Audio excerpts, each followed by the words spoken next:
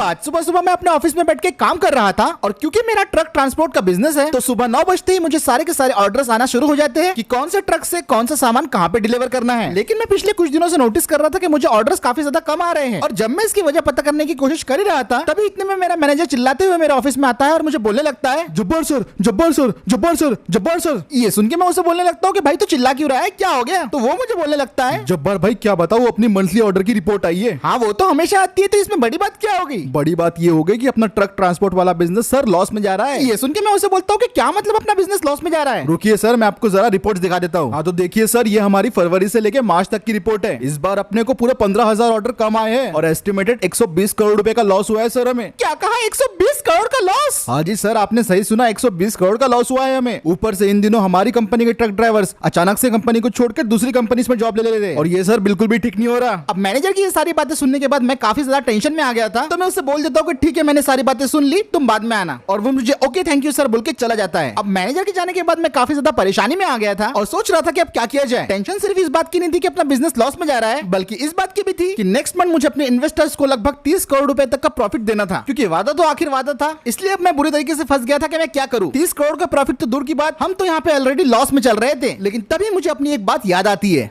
बंदे हैं हम उसके, हम पे किसका जोर।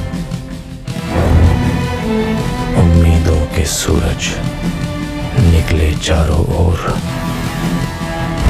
इरादे हैं फौलादी, हिम्मती हर कदम, अपने हाथों किस्मत लिखने आज चले हैं हम। बस फिर क्या था, मैं समझ गया था कि मुझे क्या करना है। अब जिसकी वजह से मेरा बिजनेस बर्बाद हो रहा है उसे तो मैं बाद में निपटूंगा, लेकिन पहले अभी बिजनेस को ट्रैक पे कैसे लाए वो मैंने सोच लिया था। तो मैं फौरन ऑफिस से बाहर निकलता हूँ और अपने सारे के सारे बोर्ड ऑफ डायरेक्टर्स को एक इमरजेंसी मीटिंग के लिए बुलवा। सारे लोग मुझसे पूछ रहे थे कि अचानक से मीटिंग क्यों बुलाई, क्या हो गया? तो मैं उन्हें बोलने लगता हूँ, देखिए दोस्तों, जैसे कि आप सभी लोग जानते हैं हमारे ट्रांसपोर्टेशन का धंधा आजकल थोड़ा मंदा चल रहा है, तो अगर आपके पास कोई ओपिनियन है इसे ट्रैक पे लाने के लिए तो प्लीज हमें दीजिए। तो मेरी बात सुनने के बाद सारे के सारे डायरेक्टर्स एक एक करके अपना ओपिनियन देना शुरू कर देते हैं। मेरे ख्याल से हमें ज्वेलरी सेक्टर में भी इन्वेस्ट करना चाहिए। ओ भाई नहीं, हम इन्वेस्ट करते हैं रियल एस्टेट में, वहाँ पे अच्छा प्रॉफिट मिलेगा। चलो बीएसएनएल के साथ गठबंधन कर लेते हैं, जियो और एयरटेल की मोनोपोली भी खत्म करनी है ना। नहीं नहीं नहीं, हमें एंटरटेनमेंट और मूवी इंडस्ट्री में घुसना चाहिए। अब इन लोगों की बातें सुन के तो मेरा सर चकरा गया था, क्योंकि कोई भी बिजनेस में इन्वेस्ट करने के लिए मेरे पास लिमिटेड अमाउंट में मनी था। तो फाइनली काफी सोच विचार के बाद मैं बोलने लगता हूँ, ओके सब लोग शांत हो जाइए, मेरे पास एक प्लान है और मुझे इस इंडस्ट्री का अच्छा खासा नॉलेज भी है। तो ये सुन के एक डायरेक्टर बोलने लगता है, तो क्या है आपका प्लान? तो मैं उसे बोलने लगता हूँ, हम ओपन करने जा रहे हैं कार्स की डीलरशिप। मेरा ये फैसला सुनने के बाद सब लोग शांत हो गए थे, क्योंकि जो काम मैं शुरू करने जा रहा था वो आसान तो नहीं होगा, लेकिन फिर भी मैं सबको कन्विंस कर लेता हूँ और फिर उसके बाद मेरा काम शुरू होता है। तो अब मुझे ओपन करना था कार डीलरशिप, जिसके लिए सबसे पहली जरूरत थी एक बड़ी सी जगह की। लेकिन क्योंकि मेरा बजट अभी कम था, इसलिए मैं अपनी गाड़ी में बैठ के सीधा पहुंच गया था प्रीमियम डीलक्स मोटरस्पोर्ट में। एक टाइम था जब ये शोरूम काफी ज्यादा पॉपुलर हुआ करता था, लेकिन यहाँ पे आज मुश्किल से कोई कस्टमर देखने को मिलता है। अब मैं अपनी गाड़ी को पार्क करके सीधा शोरूम के अंदर पहुंच जाता हूँ। शोरूम काफी ज्यादा सुनसान पड़ा हुआ था, कार्स भी काफी कम थे और मैं चलते चलते सीधा पहुंच गया था शोरूम ओनर के कैबिन में। जैसे ही मैं कैबिन के अंदर गया, शोरूम के ओनर मुझे बोलने लगा, good morning sir, welcome to premium deluxe motorsport, मैं आपके लिए क्या कर सकता हूँ? तो मैं उसे बोलता हूँ कि मैं यहाँ पे कुछ खरीदने आया हूँ। श्योर सर, क्या खरीदना चाहेंगे आप? SUV, compact SUV, hatchback, sedan, क्या चाहिए सर आपको? हमारे पास सब अवेलेबल है। तो ये सुन के मैं उसे बोलने लगता हूँ, देख भाई सीरियसली बता रहा हूँ, मुझे कार से कोई मतलब नहीं है, मुझे पूरा के पूरा शोरूम खरीदना है। तो ये सुन के मुझे बोलने लगता है, sir this is not the way, ये कोई सही टाइम नहीं है जोक करने का। Is that a prank? ये सुन के मैं उसे बोलता हूँ कि भाई मैं जब्बार ट्रांसपोर्टेशन का ओनर हूँ और मुझे अपने बिजनेस के लिए ये शोरूम प्लस इसकी प्रॉपर्टी खरीदनी है। तो ये सुन के वो बंदा थोड़ा सोचने पड़ गया और मुझे बोलने लगता है, देखिए सर, हमारे कुछ रूल्स की वजह से मैं आपको प्रॉपर्टी बेच तो नहीं सकता, लेकिन बात अगर बिजनेस की है तो मैं आपको प्रॉपर्टी ये रेंट पे जरूर दे सकता हूँ। तो उसकी ये बात सुन के मैं सोचने लगता हूँ कि यार अभी अभी बिजनेस शुरू कर रहे हैं, तो मेरे ख्याल से रेंट पे लेना ही सही रहेगा। तो डील अब पक्की हो गई थी और थोड़े बहुत पेपर वर्क और डिसीजन के बाद ये पूरा के पूरा शोरूम मेरा हो गया था। इस शोरूम को मैंने खाली करवा लिया था और उसकी साफ सफाई भी मैंने करवा ली थी। लेकिन अब शोरूम में जो सबसे ज्यादा जरूरी है उन चीजों को लाने की बारी थी, यानी कि कार्स। और कार्स को अरेंज करने के लिए काम में आया मेरा ट्रांसपोर्ट वाला बिजनेस। मेरे ट्रक्स ने कई बार डिफरेंट कंपनी की कार्स को एक लोकेशन से डिफरेंट लोकेशन शिप किया था, इसलिए कई सारी कार कंपनी से मेरे रिलेशंस काफी अच्छे थे और इसी का मैंने फायदा उठाया। मैंने काफी सारे कार कंपनी से कार्स को खरीदा, वो भी 30 to 40% ऑफ में। मैं कार तो खरीद रहा था 10 लाख की, लेकिन सिर्फ मुझे 6 लाख रुपए पे करने पड़े और इसी से आगे जाके मेरे प्रॉफिट्स बढ़ने वाले थे।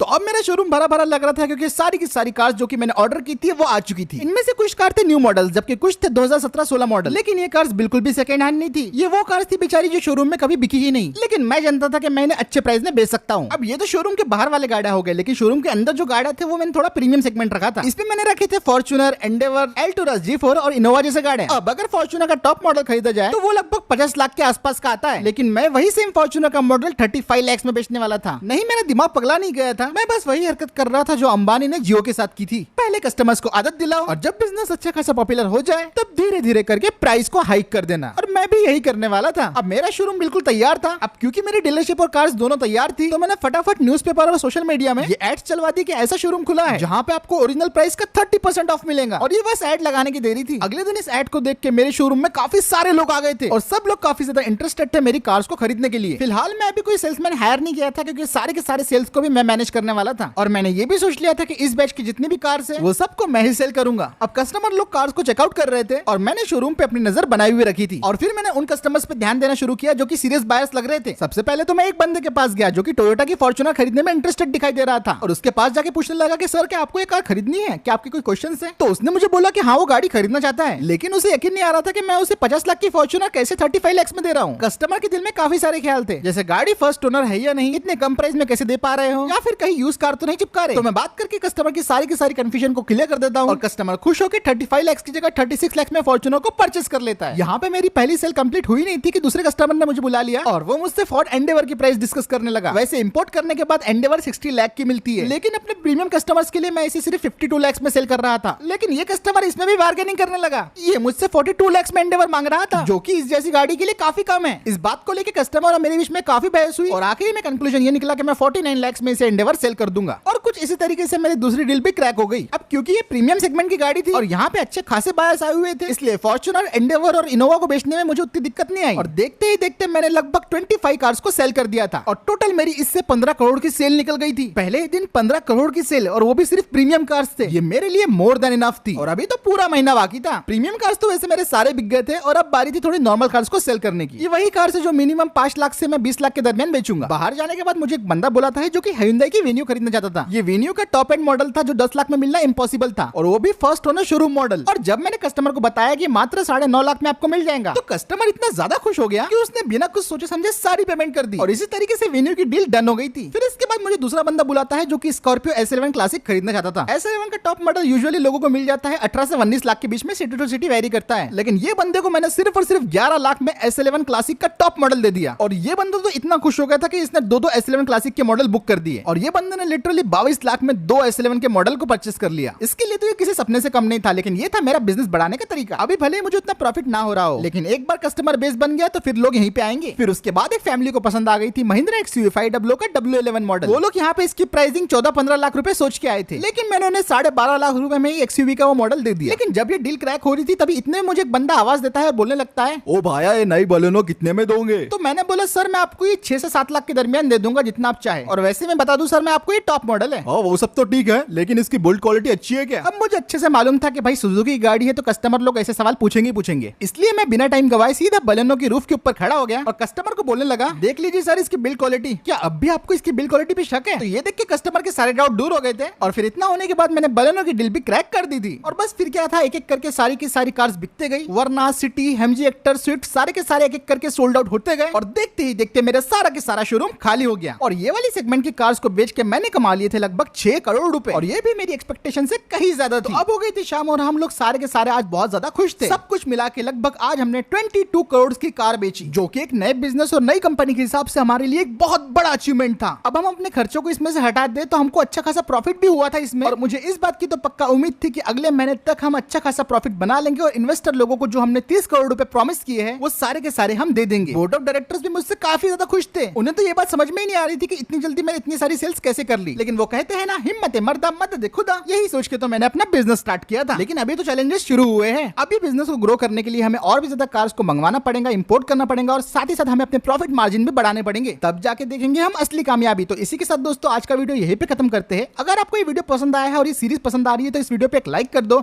शेयर कर दो। चैनल को पहली बार देख रहे हो तो सब्सक्राइब करना बिल्कुल भी मत भूलना और अपने शोरूम में अपने को कौन कौन सी कार्स को बेचना चाहिए ये कमेंट सेक्शन में मुझे जरूर बताना। क्या इंटरनेशनल कार्स अपने को लाने चाहिए या फिर इंडियन कार से बेचना चाहिए, ये कमेंट कमेंट सेक्शन में भी जरूर बताओ और मैं मिलता हूँ आपसे अगले वीडियो में। दोस्तों डाउनलोड करना ना भूले बिग जोन, और मेरे लिंक से डाउनलोड करोगे तो आपको मिलेगा 50 रुपीज का बोनस, और अगर आप फर्स्ट टाइम डिपॉजिट करते हो तो आपको मिलेगा 100% बोनस। तो जल्दी जाओ डाउनलोड करो जीटो देर